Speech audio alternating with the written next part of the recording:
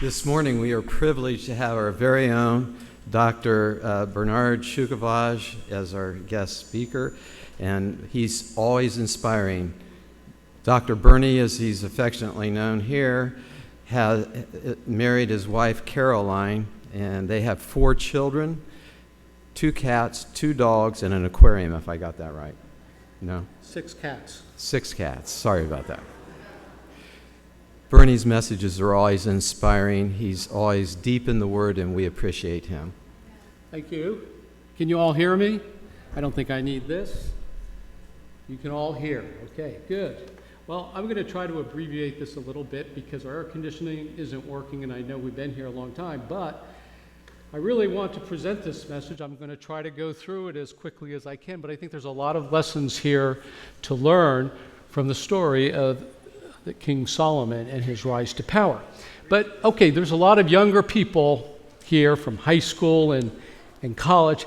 Imagine being the homecoming king in high school. You have a 4.0 average, you're captain of the football team, and you lead your team to the state championship, and of course, you marry the homecoming queen. You graduate from college in business, summa cum laude, of course. You start a business enterprise that soon grows to the size of Amazon, and now you're a multi-billionaire. So for fun, you decide to run for president of the United States. You get elected easily. You preside over the most successful presidential administration ever, maintaining world peace and earning the trust and respect of countries all over the world. Global warming is no longer an issue now. Finally, as if you didn't do enough, you win the Nobel Peace Prize writing poetry in your spare time. You're the richest man in the world, and some consider you to be the wisest. And yet this vignette is insufficient to describe the reign of Solomon. Well, you know, Solomon's rise to the monarchy, was not an easy road. Obviously, he was one of the most famous and the greatest of all the kings of Judah and Israel. But his rise to power was fraught with many dangers, with hindrances and political machinations of all kinds. So what is the true story of his rise to power? And what can we learn from that rise to glory? Well, after an extraordinary and illustrious career that united the kingdom of Israel and set Jerusalem as God's holy city, David reached the end of his useful life. He was 71 years old, and God instructed David that you cannot build the temple for me. I want Solomon to do that. So David faithfully provided all the materials and did what he could in preparation for this great work. But thrust upon the shoulders of Solomon was the sacred, solemn task of building the temple of God on Mount Moriah. Now, how did we get there? Okay, so that was David telling his son. Now, the path to power, let me read to you the memory verse today, the scripture reading. And David said to Solomon his son, "Be strong and of good courage. Do it, fear not, nor be dismayed, for the Lord God, even my God, will be with thee. He will not fail thee, nor forsake thee, until thou hast finished all the work for the service of the house of the Lord." So the path to power and building the temple was not as simple. Solomon's rise to the monarchy actually left a blood-stained path. See, actually, Solomon was 10th in line for the royal throne. Well, Amnon was the first, but he was killed by Absalom, who was the 3rd in line during the Absalom rebellion. Absalom, of course, was killed by Joab, who was one of the nephews of David. A 3rd son, Caleb, whose mother was Abigail, by the way, seems to have died somewhere along the way. So Adonijah was the next in line, and he believed he was entitled to be the next king. Now, when a king dies, the eldest living son inherits the throne by the rules of primogeniture, which is the right of the firstborn to inherit the entire estate. So while David was alive on his deathbed at age 71, Adonijah, being the eldest living of David's sons, staked his claim for the title King of Jerusalem. And like Absalom and Saul, he was a very handsome guy, kingly in appearance, and he had a huge following of people. Now, Adonijah was a pretty smart young man. He gains the support of Joab, who was David's ex-military commander, along with Abiathar, who was the high priest at that time. And they gather for a feast at which he plans to announce that he will be the next king. But to distract David, because David still had his wits about him, he finds a lissom virgin. You know what lissom means? Anybody know what that means?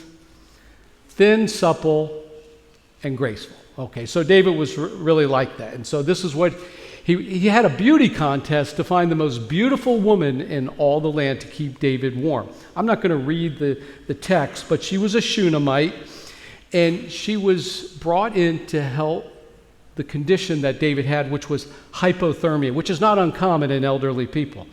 Heck, I'm even getting hypothermic when I sit in my kitchen. My wife has the AC down so that it doesn't get really hot in the kitchen. So, but this is something, as you get older, you tend to develop hypothermia. But on those cool Judean nights, there was no technology to keep somebody warm. The blankets weren't working. So they brought in Abishag, who kind of nursed King David and also kept him warm. But the Bible says she did not have any sexual relations with him. So while the king was distracted with Abishag, here is Adonijah with his loyal supporters. Abiathar and Shimei held a high-stakes meeting in the king's garden where they were going to have a feast, and then Adonijah was going to proclaim himself the king. But the plotters underestimated the support of Solomon. They had to move really fast. Bathsheba, the mother of Solomon, got word from Nathan the prophet, and together they went to David while he was in his deathbed and advised him of what Adonijah's plans consisted of. David still had some wits about him, and he jumped into action. He called for Zadok the priest. Abiathar was the high priest, but he called for Zadok and Nathan the prophet to escort Solomon on the king's own mule, which was a sign of kingly transfer of power, down to the Gihon spring where Solomon was formally anointed king. So the trumpets were blown, and the crowd proclaimed, "Long live the king." Well, when Adonijah, Joab, and his loyalists heard the trumpets, they knew they were in big trouble. The plot to overthrow David came to a screeching halt, and all the guests ran for their lives because of their treasonable action. Realizing the trouble he was in now, Adonijah, see that? He holds on to the horns of the altar in the tabernacle. He is effectively begging for mercy, refusing to come out until he gets a pardon from Solomon. Solomon showed him mercy, and the silent coup was quietly defeated. With David's complete abdication of the throne, Solomon becomes king of Israel. But although he was now formally king, the kingdom was not yet secure. His enemies were still alive and well. The enemies of David were Joab, who supported Adonijah. He was the one who murdered Abner and Amasa in David's reign.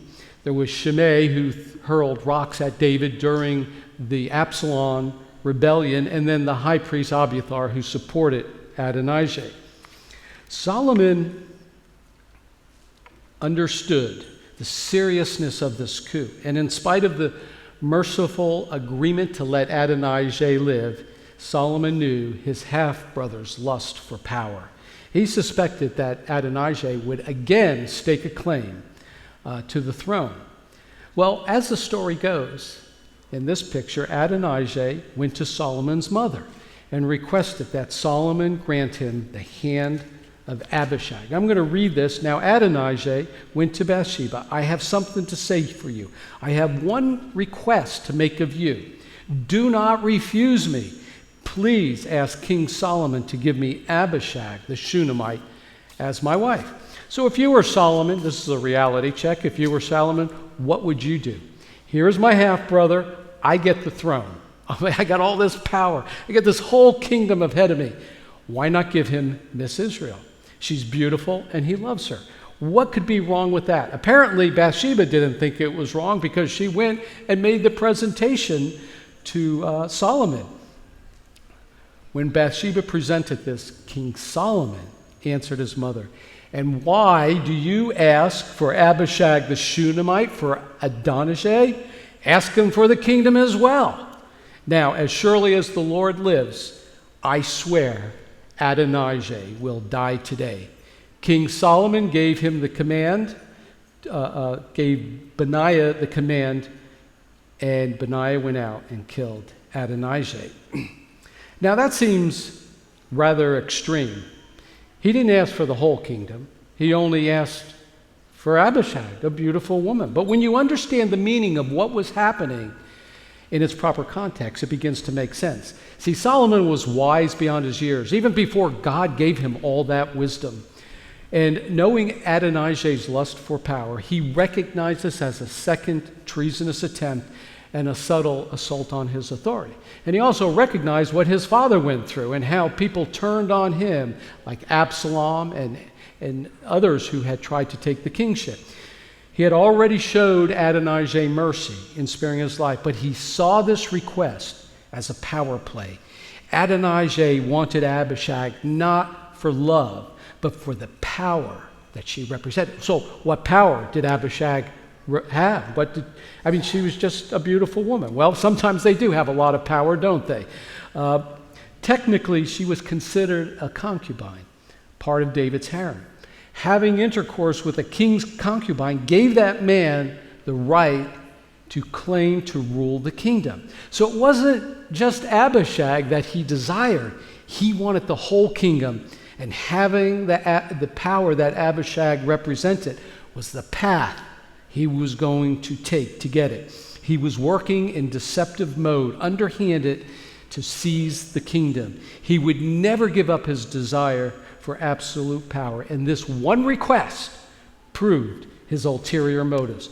So Adonijah, instead of looking to support his king and God's plan for Israel, he turns to a strategy that he could use to support his own rise to power against God's will.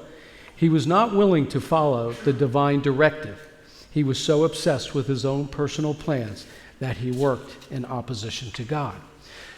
So, in a sense, it's easy for us to follow Adonijah's course of action. When something doesn't go our way, that we believe we deserve, we choose a different pathway than God has chosen for us. We choose the road that prioritizes our own personal kingdom over God's kingdom. Ultimately, we fail to accept the preordained plan. Maybe you have a financial setback. A failed relationship causes you to retaliate against God's kingdom. We refuse to come to church to support the leaders because we feel slighted and our pride was hurt.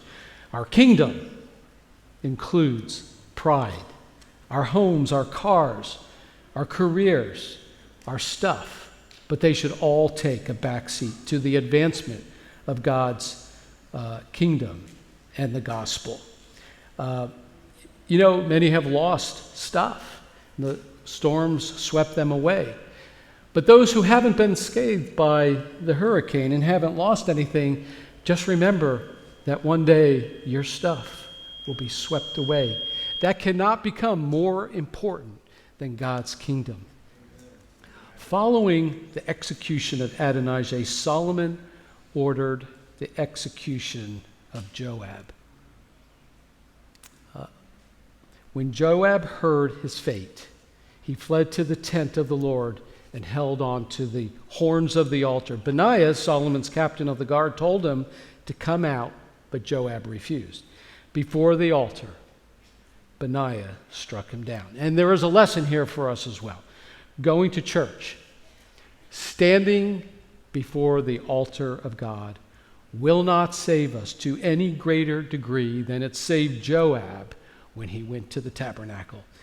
Being at the altar of God was not enough. Keeping the Sabbath, singing in praise and worship, teaching Sabbath school, attending board meetings does not save us. It is only through a personal, abiding relationship with Christ that anyone can hope to be saved. I am the vine, ye are the branches. Without me, ye can do nothing. And for there in Acts, Luke says, for there is none other name given among men whereby we must be saved. The only way to heaven is through Christ. Also, Solomon banished Abiathar the high priest, and eventually Shimei, who hurled rocks at King David during the Absalom revolution, was eventually put to death, which I can't go into the details of that because we're moving on.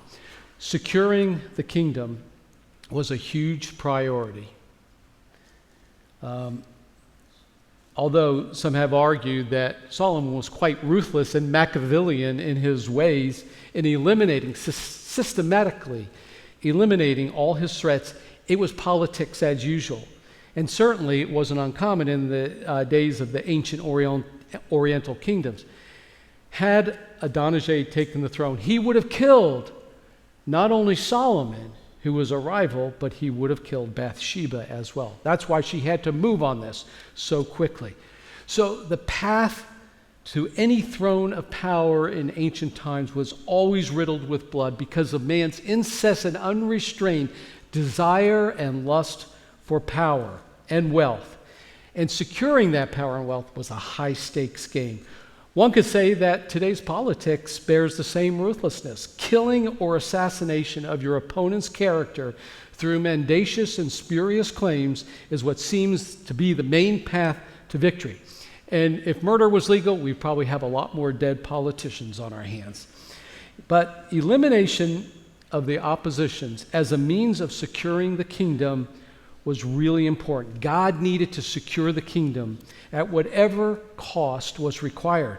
His ultimate long-term plan was greater than just the reign of Solomon and his monarchy on earth.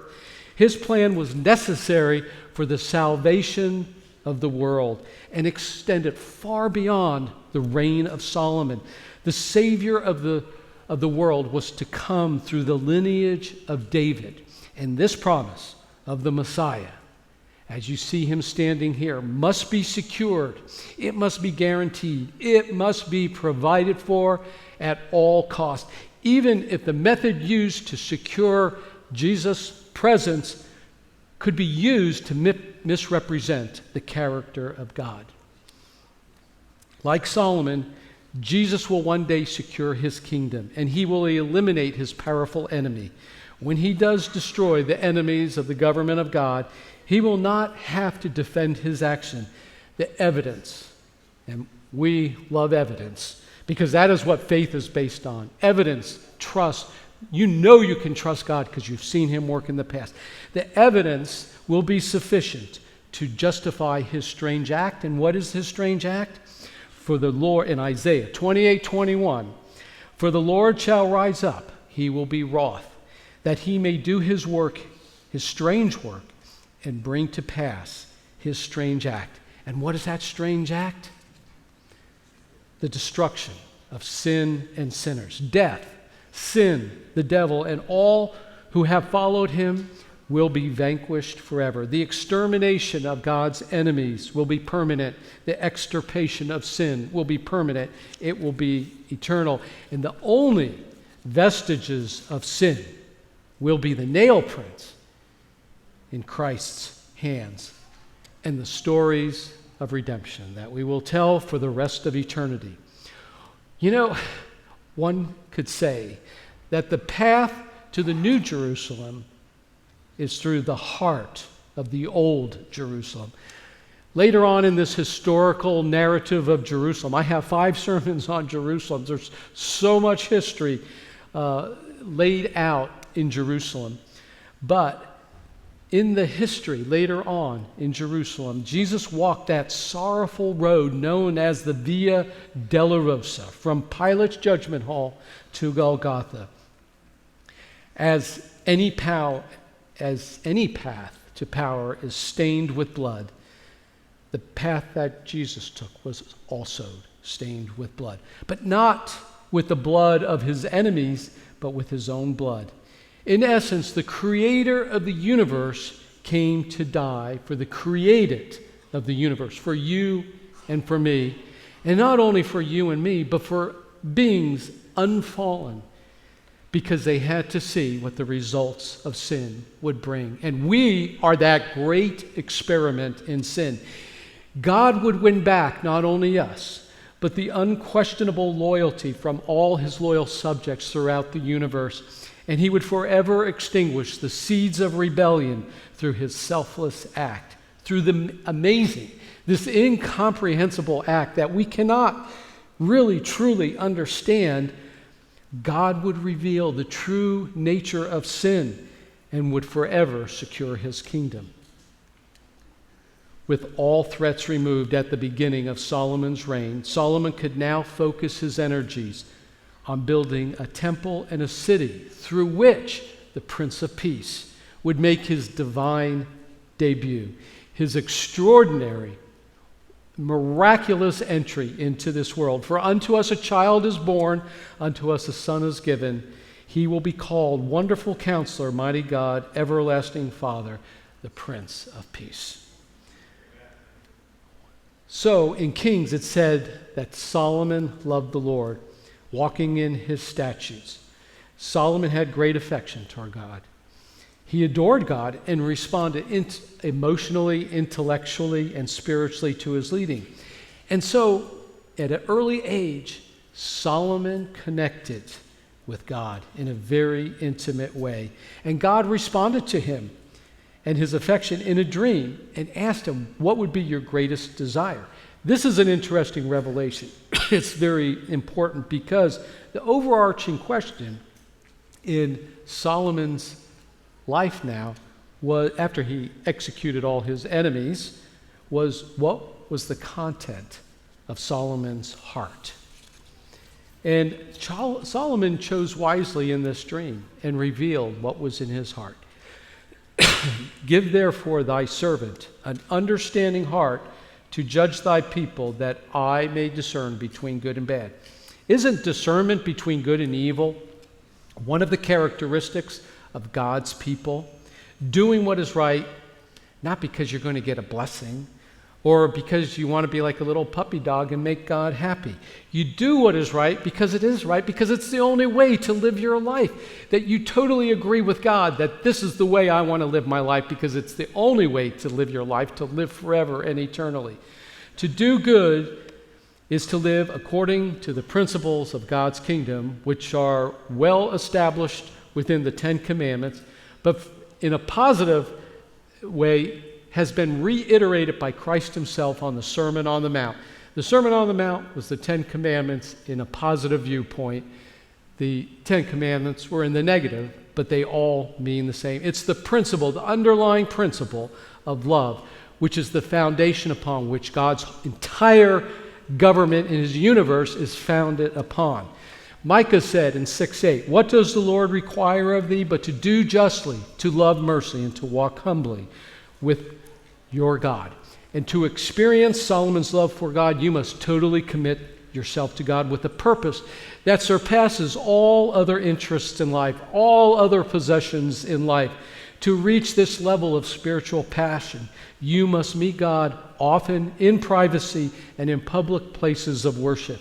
And you must make personal sacrifices, like you serve, and all you people who have come down and helped, and all of you who have in the church who have helped your neighbors and your brothers and sisters. Before building his own palace, Solomon put God and the temple first. And in this example, Solomon prioritized God and demonstrated that the way of love is self-denial and commitment. Solomon could have built his palace first, but he understood his mission and built a glorious temple for God. If any of you lack wisdom, let him ask of God, who gives to all men, and it shall be given. In this promise, God will give you the wisdom to navigate life and to choose between right and wrong, to choose the right path that leads to the kingdom of God. And God said to Solomon, because this is in your heart, thou hast not asked for riches, but hast asked wisdom and knowledge, that thou mayest judge my people. I have done according to thy words. I will establish thy throne of thy kingdom upon Israel Well, Solomon didn't live forever, and the kingdom of Solomon only lasted 40 years, but he set the standard for Jerusalem to become God's dwelling place among his people. And like Melchizedek, Solomon became a priest-king in glory. God's promise for Israel would find its eternal home in the New Jerusalem, which we now await. So ultimately, Solomon becomes the wisest monarch the world has ever seen. His biography, if you want to read it, is in the first 10 chapters of 1 Kings. There's also in Chronicles. He would build a glorious city in the name of God, bringing fame and honor to Jerusalem. He became the presciently wise king, and consistent with God's promises. His wisdom generated 3,000 proverbs and 1,005 songs. In the building of the temple, now I don't know if I have, is there a, oh yes, so I have this here. This is, right here, that's the old city, David's city. But now look here. Solomon extends the walls all the way around here, and he first builds right here the temple. This is the palace right here, which I'm not going to mention today. But this is the temple right here. And where was the temple built on? What mountain? Mount Moriah, did I hear? That was the place where Abraham offered his son. The house of God would be erected upon Mount Moriah, ordained 800 years earlier when Abraham offered his only son to the Lord, and 900 years later where God the Father would offer his son as a sacrifice for humanity. The hilltop of Mount Moriah would become or lay claim to the most privileged location on the face of the earth. The temple would serve as a physical dwelling place of God. And as you can see, the highest peak in Jerusalem. And Solomon fortified the walls, and it became known as Zion, which extended from the old city and now extended up onto Mount Moriah. There are actually 4 mountains in that whole area. And later, Herod would build over here, and that would be, when Jesus would come, it would be a big sprawling city. A description of the temple construction is given in 1 Kings 6. The foundation was laid in the 4th year of Solomon, and it took 7 years to complete. Although the temple was simple, it was built with stone quarried from the mountains. And everything inside was richly adorned with cedar wood and covered in gold. Not cheap gold, not costume jewelry gold. This was the best gold. This was the purest that you could find from Ophir and from many other different areas in the world. The floors were made of cypress, and even the cypress was used because it's a harder wood, but it was also gilded with gold. The most holy place was a perfect cube, 30 feet by 30 feet by 30 feet, a sign of orderliness and perfection. The entire cube was overlaid with gold and separated from the holy place by a curtain of golden chains. And what was in there was not much, but there were 2 angels that stood as guardians of the inner temple. Each angelic figure here was 15 feet tall, standing with their wingtips touching. The wingspan of both angels extended the entire width of the most holy place. So they were extended 30 feet. Below them was the Ark of the Covenant, containing the 10 Commandments, expressing the very character of God and forming the foundation of God's government. The interior, this was taken from an Egyptian golden inscription just to show, but on the interior of this temple, the gold was engraved with trees, palm trees, fruits, flowers, and cherubim were also engraved on there, reflecting the beauty of God's creation. Now, try to think of a place with beautiful trees, fruits, flowers, and guarded by angels. Can you think of any place? The Garden of Eden, maybe? Yes. Angels guarded the entrance to the garden. But the design of Solomon's temple reminds us of that ancestral home that we were once part of. Well, we were never part of, but our parents were.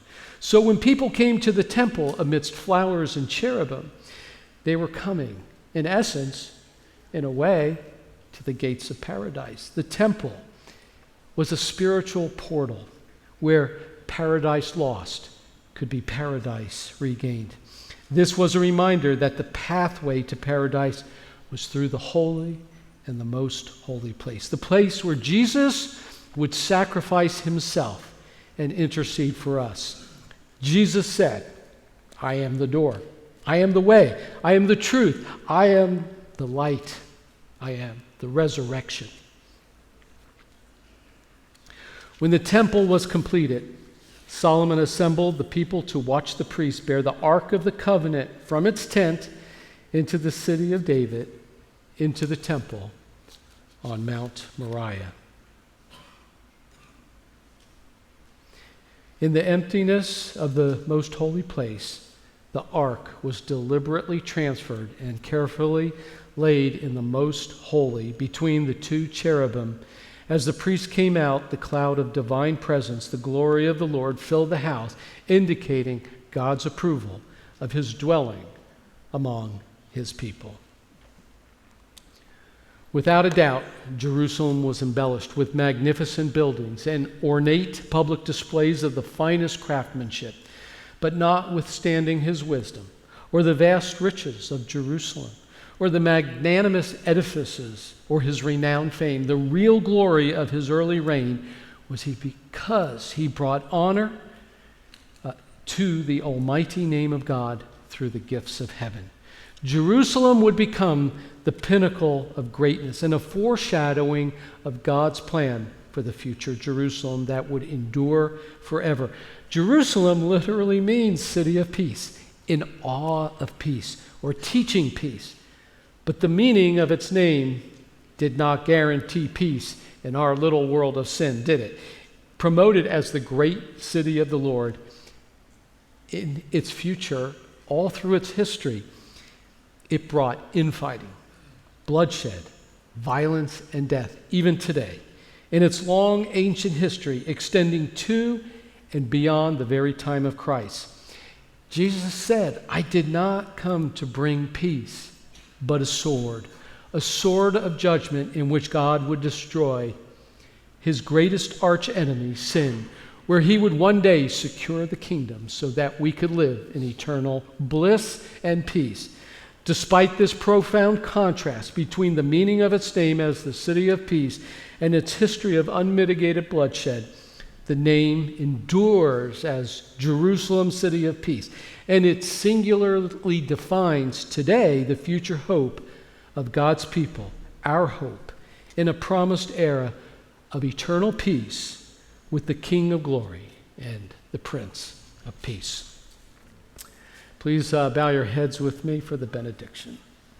Our kind and loving Father, we thank you for this Sabbath. We thank you for all the help that we receive from people who have given of themselves selfless acts of hard work and dedication and commitment to your cause, because they know that we need to be not so much hearers of the word, but doers of the word. And I thank you from the bottom of my heart. I've never seen such a response. I've always heard, we've always given to causes, but this just brings it home. At any point, we could be in crisis mode and need the help of other people. And we thank you, Lord, for the opportunity to house these people who have come down to help us and who have shown true Christian brotherly love. And I thank you for the information that we have learned from the story of Solomon and the lessons, the spiritual lessons that help us to understand you better. We know he's a type of priest king, but when you come, he's nothing compared. He's maybe 1/10 of what you are, Jesus. And when you come, your kingdom will not just last 40 or 100 years. It will last for eternity. And we wait for that day, Lord, and hope you will soon come. Help us to finish the work and do what we have to do. In Jesus' name, amen. Brothers and sisters.